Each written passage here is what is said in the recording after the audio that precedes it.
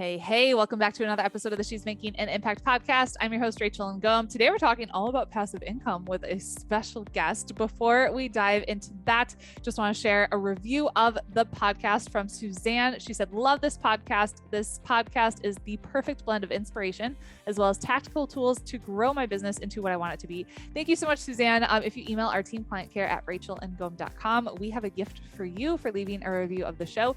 If you have not left a review, please go do that. And then before you hit submit, just take a screenshot and email it to us, clientcare at rachelandngom.com, and we'll give you a little gift as a way to say thank you for your review. So please do that. That really helps us reach more people and make a greater impact. So we are talking with Elena Daccus today. She's a business and sales strategist for coaches. She's bought and sold over 50 companies worth up to $10 billion. She's an expert in setting up coaching businesses that thrive without you and scaling your impact to consistent 5-figure months. So we talk all about how to create passive income and drive traffic in funnels and some mistakes that you might be making. So I'm excited for you to listen to this episode. Let's dive in. Hey, Elena, welcome to the show. Oh, so great to be here. So happy you're here. Yeah. So why don't we start off? Just tell us a little bit about you and what you do. Yeah, of course. So my name is Elena. I'm a sales and business strategist for coaches, experts, consultants. And really what I focus on is helping my clients nailing their sales process so they can create the business that thrives without them, create consistent 5-figure monthly income, and really set up a business that they can scale.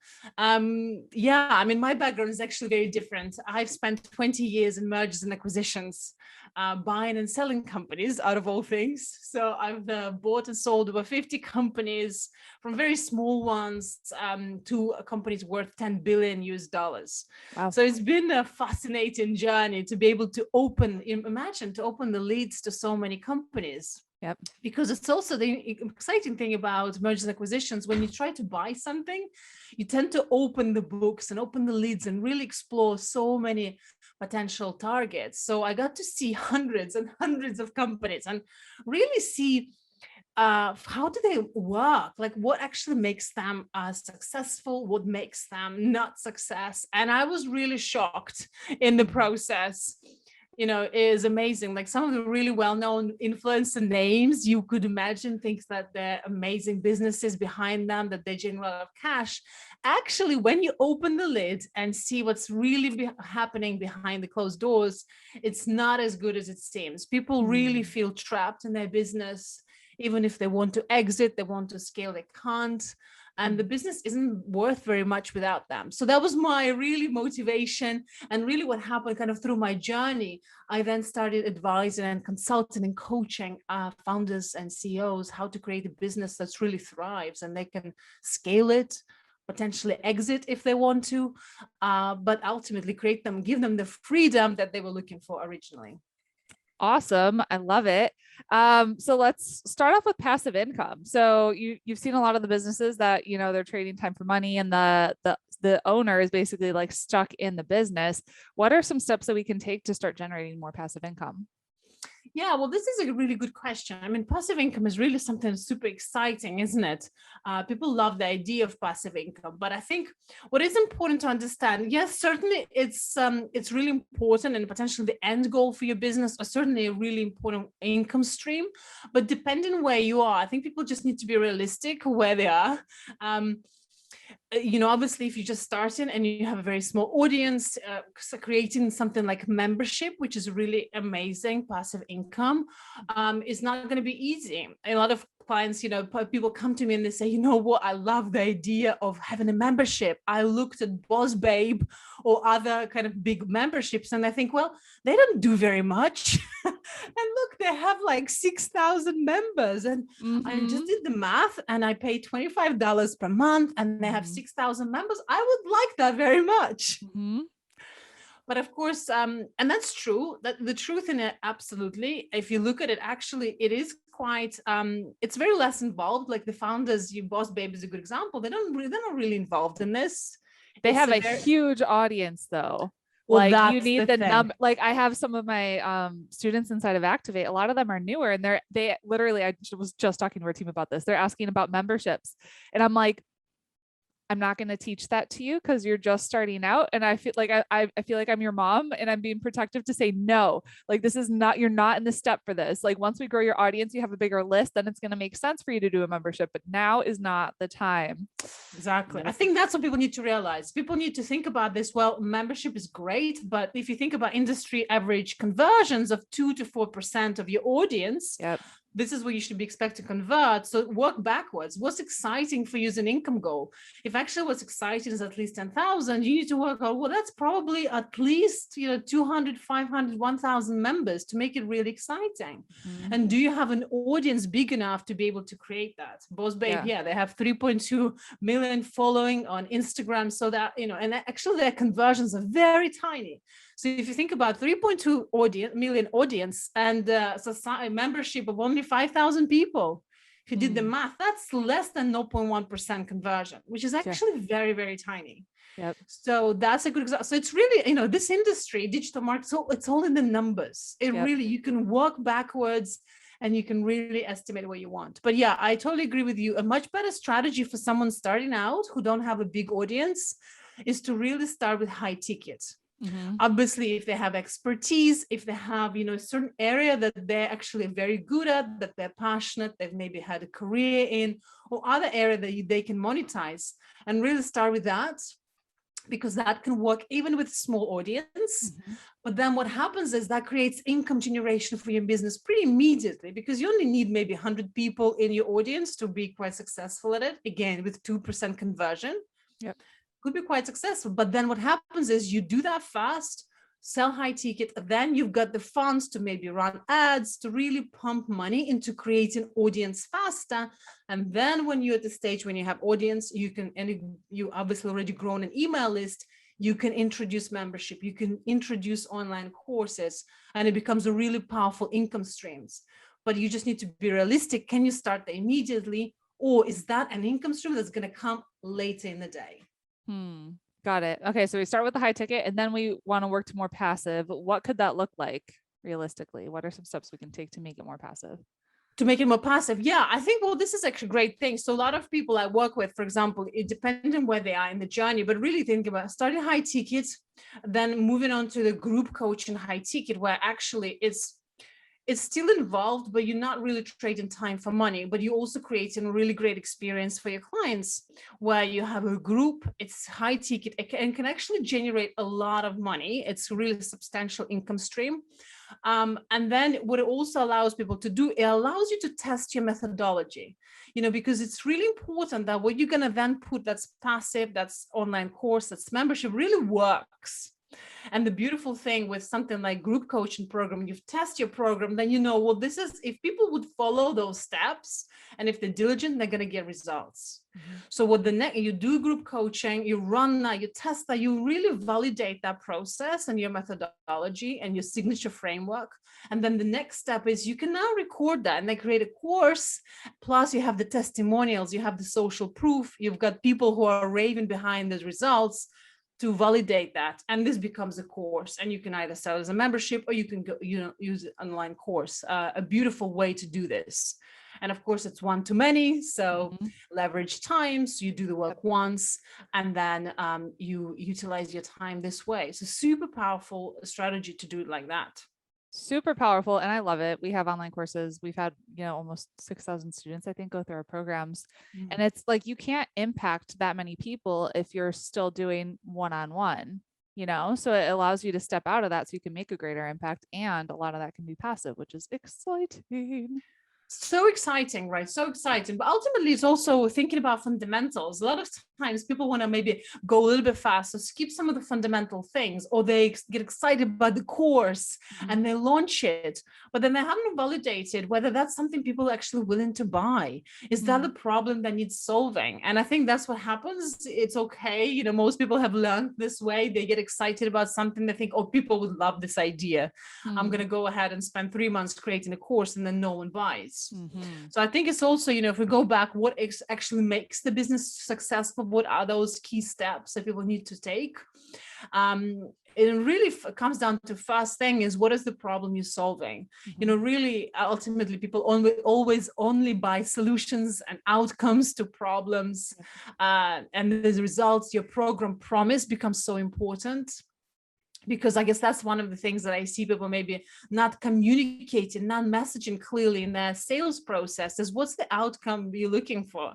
Mm-hmm. Great example with a drill, right? People never want to actually to buy a drill. They want a hole in the wall, or even better, on a deeper level, on internal issues, a husband who wants a satisfaction or kind of recognition from his wife that he's such a great man, and he's put up a shelf on the wall.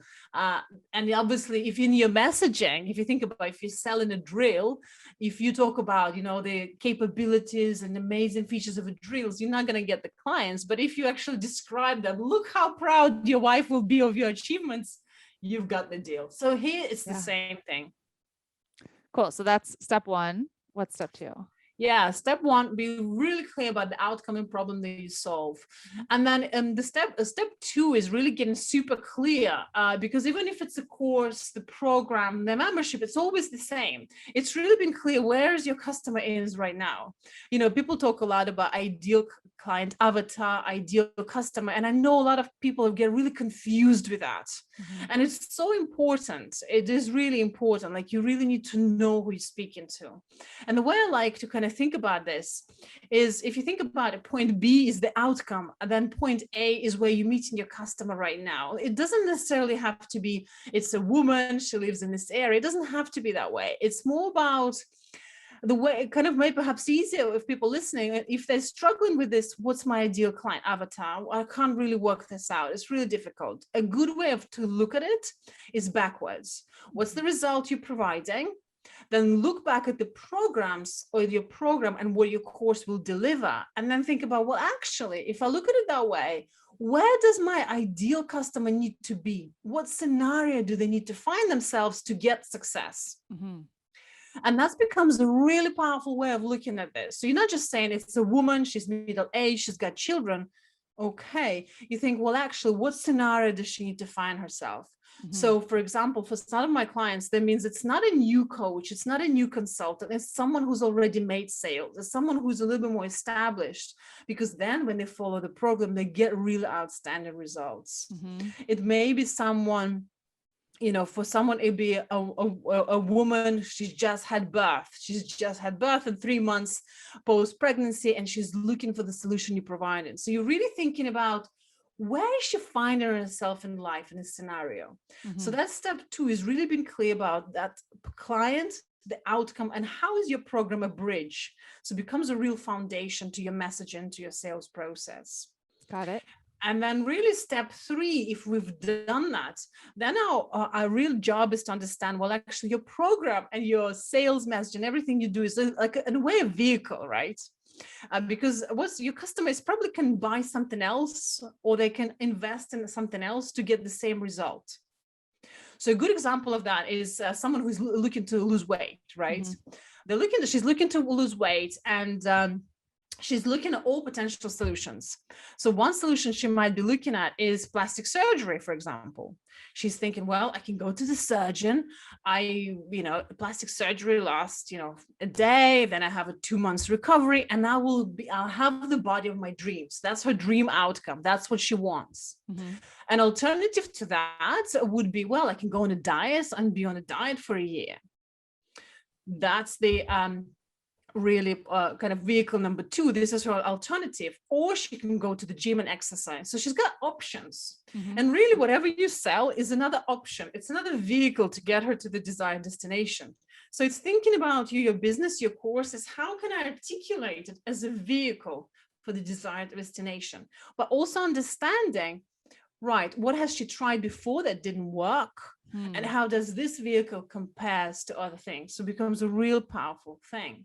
Yeah. And then we get to the offer. So that will lead us to this offer. How do you package whatever you're selling in a way that becomes like no brainer, right? Yep. Step 4 in this process is really to focus on the offer. And within the kind of the methodology that I teach, which is Powerhouse CEO methodology, we call this a kind of easy yes and no brainer offer. And it's really fundamentally, it's thinking about the value of everything that you sell is really about dream outcome and how likely am I to achieve this? If you think about it, that's what the value is. So a good example that we just talked about, plastic surgery. Plastic surgery is expensive, right? And why is it expensive? Well, because we guaranteed results. We're pretty certain we're going to lose the weight because the surgeon literally going to go in the surgery room and cut out the fat. Mm-hmm. There's no doubt. If you compare that to a diet, then you say, well, I'm not sure I'm going to get the result because it's a year. I don't know if I can stick to it. There's a lot of uncertainty. Hence, it's cheaper. And that's kind of the top of the equation. And what this at the bottom of this value equation is effort and sacrifice. Meaning, well, how much effort and sacrifice would I have to put into the solution, into this vehicle, into this way of achieving my result? Mm-hmm. Again, with exercise and diet, a client thinks, well, actually, it's hard. I don't know if I'm going to stick to it. I have to buy all this new food. It's all really difficult. Well, actually, if I just go to a surgeon, they put me down, no effort on my side. Hence, it's more expensive. So what this framework allows you to do is thinking about what is it that you sell? And each one of these people listening right now, they will have a product, a service, something that they sell. And if you look at your offer through the lens of those 4 things, desired outcome, are you communicating the outcome people are going to get? How likely is it to achieve the outcome? What's the effort and sacrifice and the time delay before getting it? And that's a really powerful methodology. And if you think about, Rachel, if you think about places like Amazon is a great example.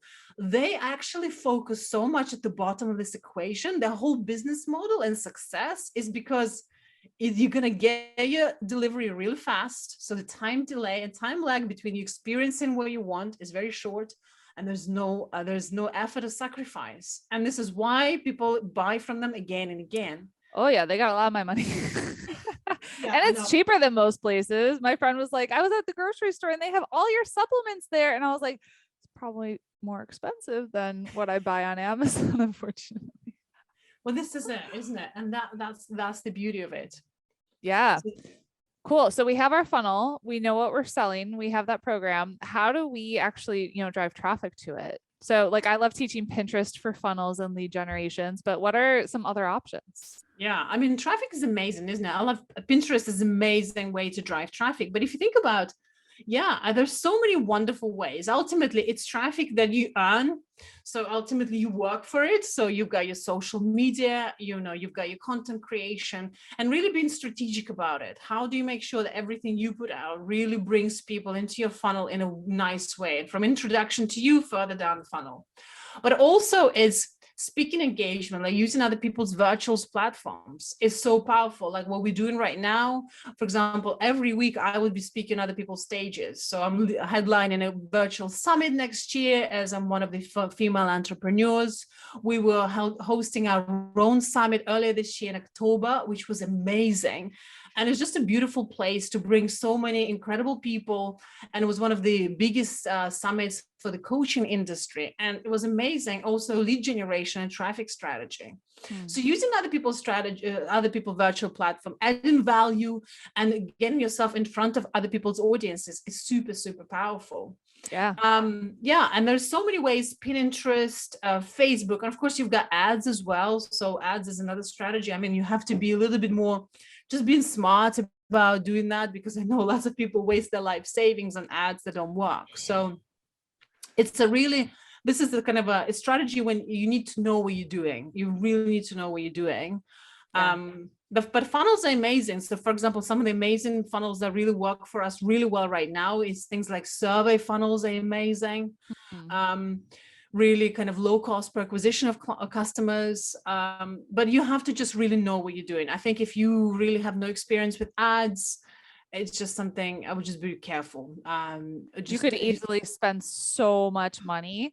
So I mean, what we teach is how can you do organic traffic first and understand how does the funnel actually convert? And then when you know your numbers, you know your conversion numbers, then it's like, okay, now it makes sense to actually spend money on something that we know is proven to work. Otherwise, it's like you're throwing money down the toilet, hoping and praying it'll work, but it's such a smart strategy. It's absolutely the way to do it. You have to test organically. Funnels is such an interesting thing, isn't it? You have to test and test and test. Yep. Because no one can tell you what's going to work. Yeah. No one knows. It's all in the testing. Literally everything's in the testing. I know. I think some people get like frustrated. They're like, oh, it didn't work, so I have to start over. And I'm like, no. Just like change your headline, change the image. Like, don't start over. Don't do a new one. Like, work with what you got. It's just crazy. Like for us, I love funnels. We've like, you'd be amazed. Some of the things that we just split testing, like obviously the color of the buttons makes such a big difference. Yeah. I mean, the headline, the images, but even just the location of things, you would just be amazed. You have no idea. And it's one of those things that's testing. But testing organically is so important. I think what you've just said, because you just need to make sure it works. People buy it, they like it, it works organically before you put fuel down. Effectively, what is the ads? It's just putting fuel to it. Exactly. Yeah. So it sounds like you need patience to be able to actually like test these things out and do it organically before you put fuel on the fire. What would you say to someone that's like, I want results tomorrow? If someone wants results tomorrow? Yeah, I mean, definitely ads is not a strategy you want tomorrow, because with ads, you have to, even with your pixel, it takes like 2-3 months for you even to learn the data. So you need to be prepared. You will not see results before, within 2 to 3 months. If you want the results immediately, I think the best thing is your current audience, your current community. It's actually amazing. People sometimes referrals of your current customers. If you want results immediately, go to the clients that purchased from you before, your friends and family, and ask them a question. In fact, if you can take away one thing from today and just do one thing after this podcast, is email some of your B friends, some of your best clients, and say, I've got this new program. I'm solving this problem. This is the outcome I'm providing to clients. Do you know anyone who can benefit from it? And when they give you one name, you give them, is there anyone else who you know who might benefit from this? Yeah. It's so powerful. And actually, it'd be amazing. We don't do it. We don't do it enough. Referrals is like why we take action. So like I just hired a company to work with, and she's like, how did you hear from me? You were referred inside of a Facebook group. Like someone mentioned it. It wasn't just like I Googled and found it. It was a referral. Yeah, it's so powerful, right? Absolutely. One of your friends tells you, you know what? Rachel is amazing, or someone's amazing. They're going to be like immediately buying. Like they're going to be immediately in a buying decision. But you have to ask for it. Sometimes people don't know that that's what you want. It's interesting. People don't know that you want that you need that. They think you're amazing. They think your program is amazing. They think everything, but they don't know you need referrals, or you might benefit from referrals. It's not crazy.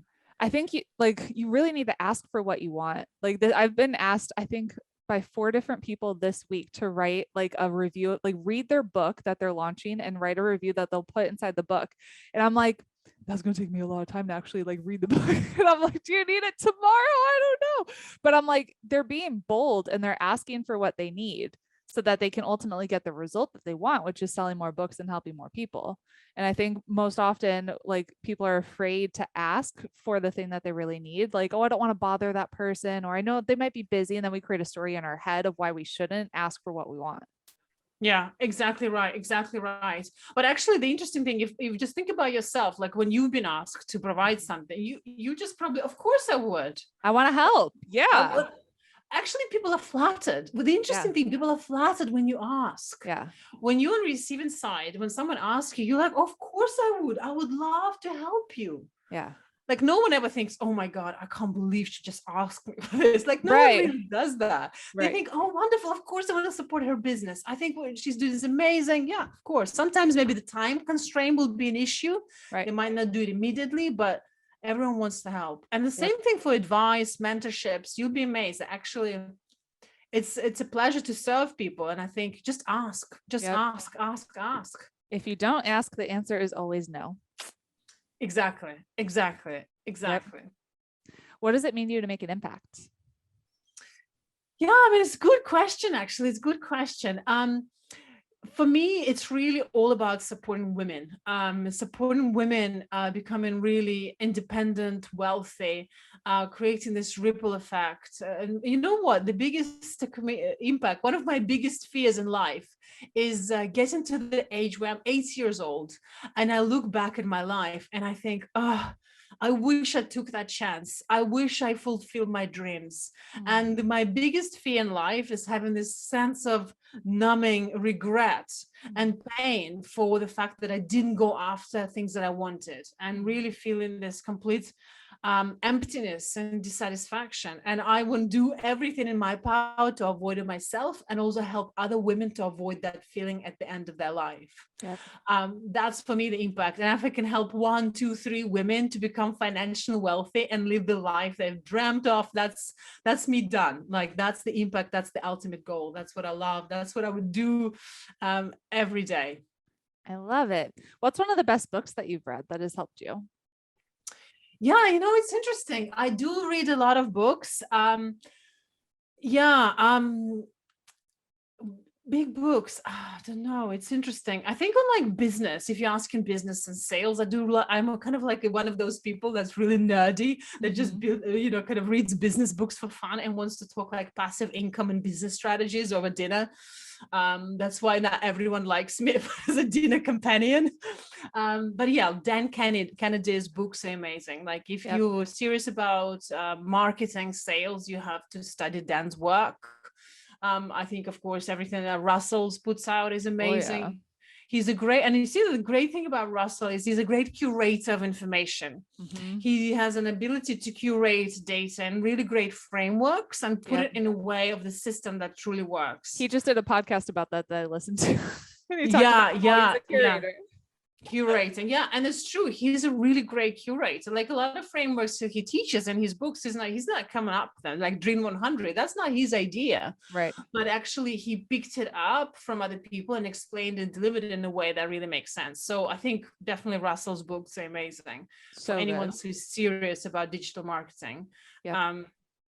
Dan Kennedy. And I'm really big into productivity. I have 2 young boys, 6 and 8. Oh, you're busy.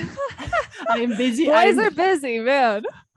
Boys are so busy. I'm juggling a lot on a daily basis. The schools, the pickups, running my own business. So productivity and making the most impact with my limited time available is really important to me. So I obsess over productivity on a daily basis. What books I would recommend? Certainly James Clear, The Habits. It really is about habits and how you think about yourself. Like, what are the names you call yourself? How do you speak to yourself when no one's listening? What are the words you say after I am? I think I truly believe it's what shapes our reality. Yep. I always talk a lot about like my background. I'm originally from the Siberian part of Russia. I was born during communism time. Wow. So if you think about like limiting beliefs and mindset issues and kind of identity issues, I had them all. Like I was never, if you think about in that society growing up, the biggest thing a woman could be is some admin support or secretary. And, it's all about getting married successfully. So, and I certainly resented the idea. So certainly coming out and really thinking about how do I now need to completely eradicate the thoughts and beliefs that are helping me and create new ones, a powerful way of looking at the world and thinking about myself and finding myself through this journey has been such an impactful thing. And it really all comes down to identity, like how we think about ourselves. Can we step into this best version of ourselves and say, I am powerful. I am the founder and the CEO, the powerhouse CEO that I'm meant to be, and really thinking from that place rather than thinking from a place of lack, scarcity, because it's all about identity. Absolutely. Where can we connect with you? Well, on Instagram is a great place, at Bossy Heels Club. I also have my podcast, Bossy Heels. Those are 2 places where I spend most of my time. And my podcast is a really special place. I worry sometimes, like I share so much on my podcast. I share more than I tell to my husband, but it's really kind of this intimate place where I share a lot about my life, about the business, and really share a lot of teachings and great interviews. So it's a really special place. And that's why I love your podcast so much. I think it's such an amazing, you've created a really amazing environment. So I love it. Thank you. Well, thank you so much for sharing your knowledge with us. You're amazing. And thank you for being here. Yeah, I loved it. Thank you so much.